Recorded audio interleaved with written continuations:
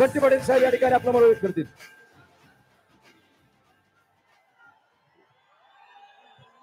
India आघाडीचे उमेदवार ज्यांना खासदार म्हणून आपल्याला दिल्लीत पाठवायचं आहे ते आदरणीय श्रीमान छत्रपती शाहू महाराजजी या कार्यक्रमाला मार्गदर्शन करण्यासाठी आलेले आदरणीय पवार साहेब, सन्मान्य रमेश चेन्नीतालाजी, संजय सिंहजी, थोरात साहेब, जयंत पाटील साहेब, होळकर साहेब, संभाजीराजे आणि सन्मान्य व्यासपीठ आणि जमलेले या कोल्हापूर मतदारसंघातील या कोल्हापूरच्या इतिहासामध्ये नवा इतिहास घडवण्यासाठी सज्ज असलेले आमचे सर्व कोल्हापूरकर, मनापासून आपल्या सर्वांचं स्वागत या निमित्ताने मी करतो। गेले 40 दिवस या मतदारसंघामध्ये निवडणुकीचं रणांगण चालू आहे आणि या रणांगणामध्ये ताकदीने आपण सगळेजण हा आपला कोल्हापूरच्या मातीची अस्मिता, आदरणीय शाहू महाराजांचा विचार, छत्रपती शिवाजी महाराजांचा विचार हा दिल्लीत पाठवण्यासाठी सातत्याने आपण प्रयत्नशील या ठिकाणी आहोत। आता 2020च्या मॅच मध्ये आता शेवटच्या काही ओव्हर बाकी आहेत। आता आपल्या सगळ्यांची जबाबदारी आहे की मॅच जिंकण्यासाठी आतापर्यंतचा स्कोअर आपल्या सगळ्यांचा चांगला झालेला आहे। आता राहिलेल्या ओव्हर्स मध्ये सुद्धा चांगल्या पद्धतीने बॅटिंग तुम्ही करावी अशी माझी विनंती या निमित्ताने असणार आहे। आज एक ऐतिहासिक निवडणुकीला आपण सामोरा जातोय। आदरणीय छत्रपती शिवाजी महाराजांचा विचार, राजश्री शाहू महाराजांचा विचार, डॉक्टर बाबासाहेब आंबेडकरांचा विचार हा दिल्लीच्या संसदेमध्ये पोचणार आहे आणि तो पोचत असताना वाजत गाजत धूम धडाक्यामध्ये पोचला पाहिजे ही आपल्या सगळ्यांची जबाबदारी असणार आहे। आज पुरा देश, पुरा महाराष्ट्र आज आपल्या कोल्हापूरकरांच्याकडे बघतोय की आज कोल्हापूरकर मताधिक्य किती देतात याची उत्सुकता या देशातल्या सामान्य माणसाला या ठिकाणी लागलेला आहे आणि म्हणून आपली जबाबदारी मोठी आहे, आपली जबाबदारी वाढलेली आहे आणि हे जबाबदारी पेलण्याचं सामर्थ्य या कोल्हापुरातल्या मातीतल्या माणसामध्ये आहे याचा विश्वास आम्हाला निश्चितपणे या ठिकाणी आहे।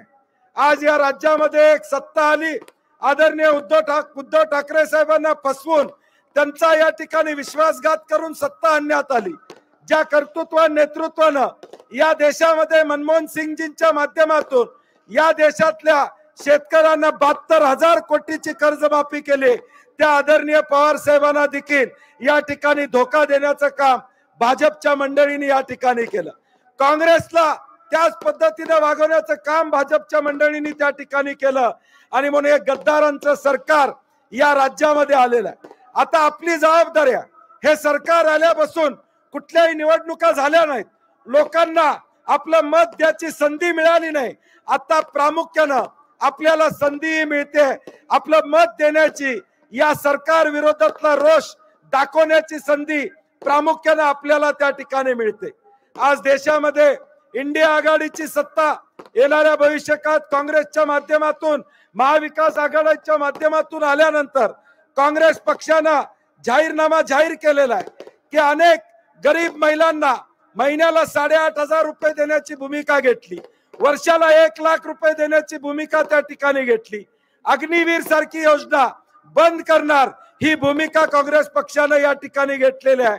मुलांना रोजगार देण्याची भूमिका काँग्रेस पक्षाच्या आणि इंडिया आघाडी आणि महाविकास आघाडीच्या जाहीरनाम्यामध्ये आहे। आज या राज्यामध्ये आदरणीय पवार साहेब असतील, आदरणीय थोरात साहेब असतील, आदरणीय उद्धव ठाकरे साहेब असतील, महाविकास आघाडीचं प्रचंड चांगलं वातावरण जयंत पाटील साहेब असतील, या सगळ्यांच्या माध्यमातून या ठिकाणी होते आणि म्हणून या कोल्हापूरला एक वेगळा इतिहास आहे। या भूमीनं नेहमी ठरवलेला आहे देशात काय चाललंय त्याचा विचार कधी कोल्हापूरकरांनी केला नाही, आमचं काय चाललंय हे या ठिकाणी महत्वाचं राहिलेलं आहे आणि म्हणून माझी कोल्हापूरकरांना विनंती आहे की ही ऐतिहासिक निवडणूक आहे।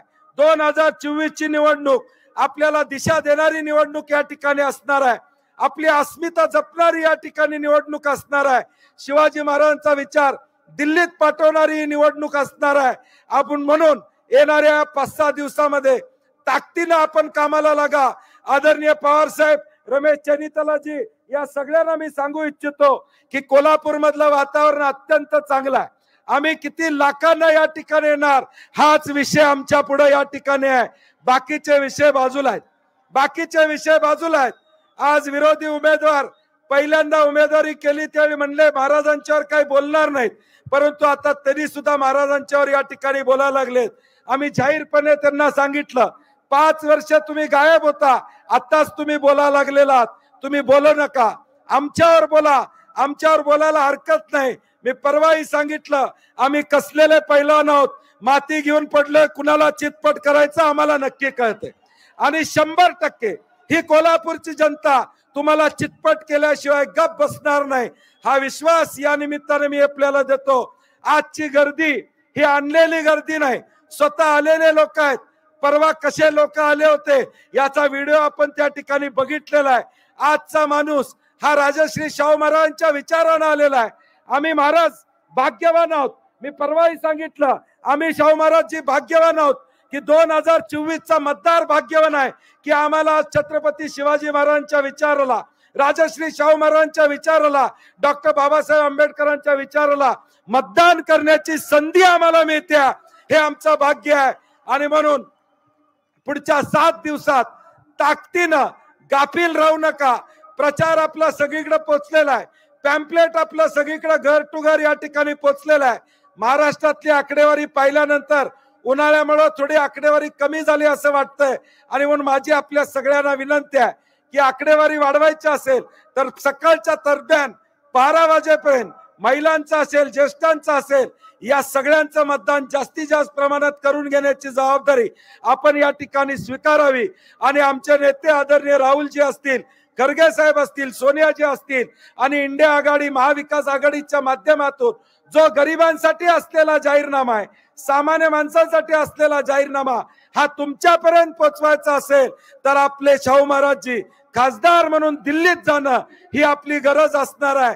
आणि ते आपण निश्चितपणे येणाऱ्या 7 तारखेला कराल हा विश्वास व्यक्त करतो. महाराजांचं नाव किती नंबरला आहे जोरात सांगा, चिन्ह काय? त्यामुळे येणाऱ्या 7 तारखेला दुसरा कुठलाही विचार न करता, कारण की आता फक्त 1 तास 20 मिनिटं राहिलेत, सगळ्या मोठ्या नेत्यांची भाषणं आपल्याला ऐकायची आहेत. आदरणीय पवार साहेब या ठिकाणी आलेले आहेत, उद्धव ठाकरे साहेब या ठिकाणी येत आहेत, त्यामुळे मी जास्त वेळ घेणार नाही.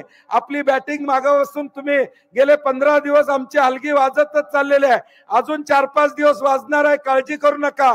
उद्या 3 तारखेला कागलच्या गैबी चौकात सभा आहे, त्यावेळी राहिलेल्या गोष्टीचा आपण निश्चितपणे समाचार घेऊ एवढी ग्वाही देतो आणि माझे 2 शब्द संपवतो. जय हिंद, जय महाराष्ट्र.